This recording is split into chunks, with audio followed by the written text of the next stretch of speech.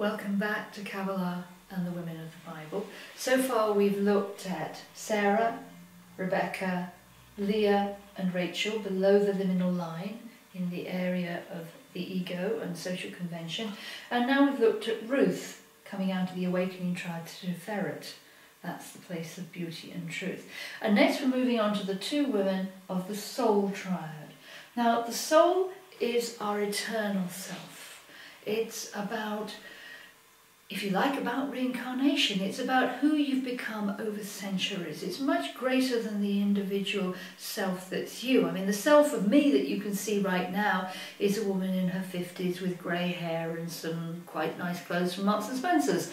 But the soul of this person, this being, couldn't necessarily be a woman. I'm probably androgynous. I may be a more masculine soul than a feminine soul, and certainly I don't belong solely to the 21st century.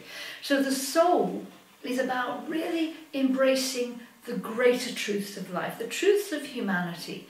And for example, the soul doesn't work for the good of the family, it works for the good of the human race and for the good of spirit. So it sees things from a much wider sphere. So let's look here at Gevurah. This is probably the most unpopular of the sefirot of the tree because it's about judgment, discernment and discipline and commitment.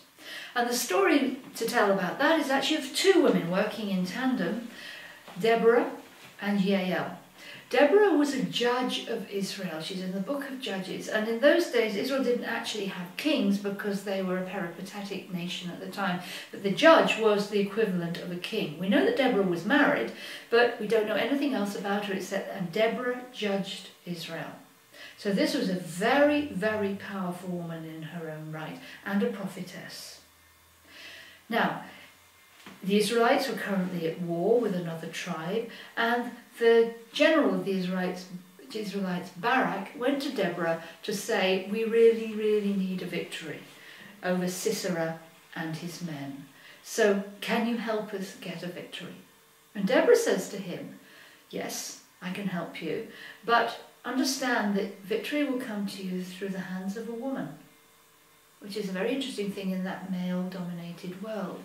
And Deborah goes with Barak to watch the battle that takes place. And then we move into the story of Jael. Now, the battle that the Israelites and Sisera's troops are fighting is over some neutral ground. So it's a bit like the First World War in that people are going like this, backwards and forwards, winning a bit of ground and losing a bit of ground, and absolutely destroying the land in between, the neutral land. And Jael is a woman who lives on the neutral land. Now, Sisera's men are beaten, soundly beaten by Barak's troops, and the Israelites are winning, but Sisera has got away. And he goes to Jael's house and asks her for help, for something to eat and drink and a place to rest his head. She says yes. She feeds him, he lies down in her house, and she kills him. Just like that. Now, the Jewish nation doesn't like this story because it breaks the bounds of hospitality, the rules of hospitality. But the rules of hospitality are here in the tribe.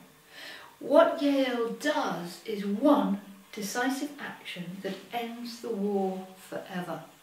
So you can see that that story is not going to be popular with anybody working in family and tribe. But if you see it from the wider purpose of the soul, one act ends everything. Now, it's a breaking of the commandment, thou shalt not commit murder, but murder was being committed the whole time. So Gevurah is the sefira that's actually about no.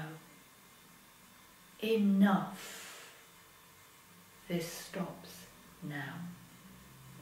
Deborah returns to the story because of the Song of Deborah, in which this story is told again in the book of Judges. So the story is kind of told twice to emphasize the importance of it. And no, this is not to tell you to go out and kill somebody who's opposing you or anything like that. This is a story of the soul. This is a story about the inner demons within us that fight backwards and forwards across the territory of our heart. And the day that we have to stand up and go, enough. I'm moving on. and I'm leaving those tribal beliefs behind. This is the point that most people either step up to their spiritual tradition, whatever that means, or step away. Step up, because the path is glorious.